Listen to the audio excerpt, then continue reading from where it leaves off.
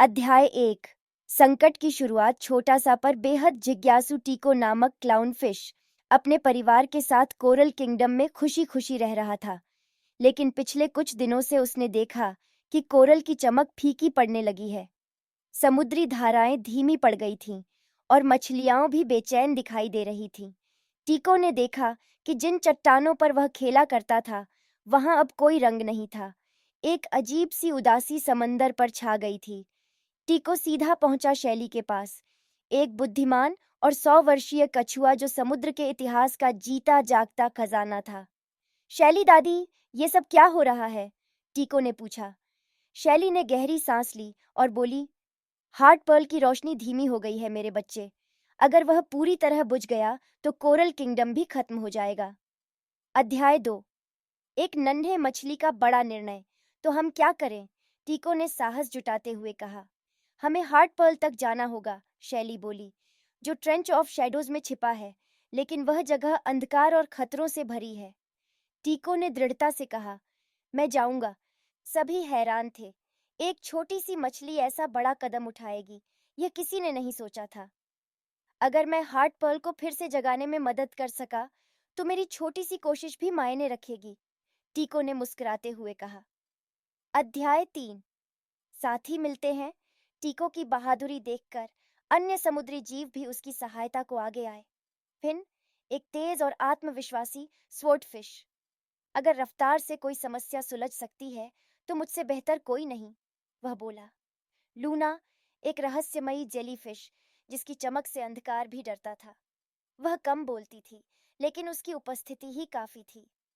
Craig, एक गुस्सैल पर अनुभवशील केकड़ा जिसकी एक चपटी टांग युद्धों की निशानी थी। कोई तो हो जो इन नादानों को रास्ता दिखाए, वह बड़बड़ाता रहा।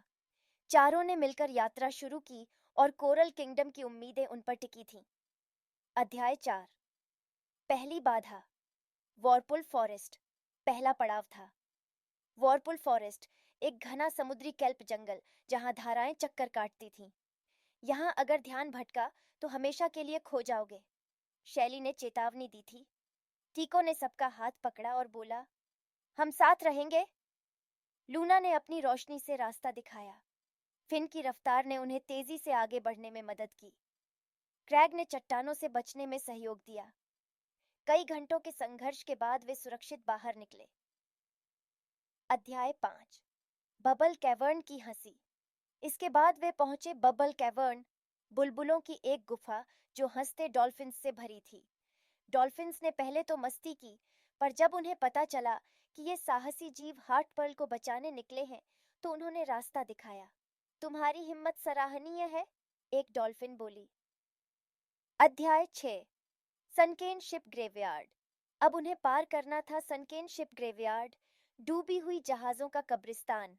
यहाँ घोस्ट ईल्स, भूतिया मुरेना मछलियां बसती थीं।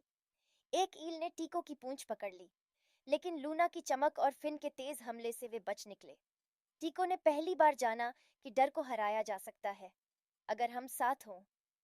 अध्याय 7। ट्रेंच ऑफ शैडोज और लिवाइथन ऑक्टोपस। आखिरकार वे पहुंचे समुद्र की सबसे गहरी खाई में, ट्रेंच ऑफ शैडोज। वहां सब कुछ ठंडा, अंधकारमय और डरावना था।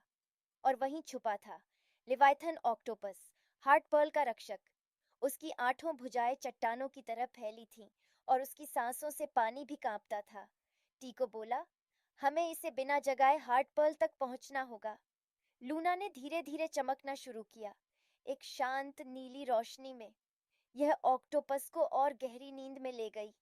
धीरे धीरे वे हार्ट पर्ल तक पहुंचे, लेकिन वह फीकी रोशनी में था।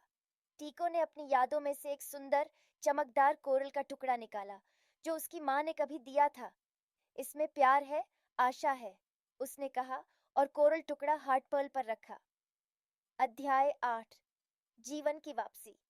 जैसे ही वह टुकड़ा हार्ट पर्ल को छूता है, एक चमत्कारी प्रकाश पूरे समुद्र में फैल जाता है। कोरल फिर से चमकने लगते हैं, धाराएं बहने लगती हैं, समुद्री जीव उत्साह से झूम उठते हैं। टीको और उसके दोस्तों ने कर दिखाया। अध्याय 9। नायक की वापसी। शैली ने सबके सामने कहा, आज से टीको सिर्फ एक नन्हा क्लाउनफिश नहीं रहा, वह कोरल किंगडम का नायक है। फिर मुस्कुराया। लूना धीरे से चमकी और क्रैग, पहली बार खुश होकर बोला, शाबाश बच्चे।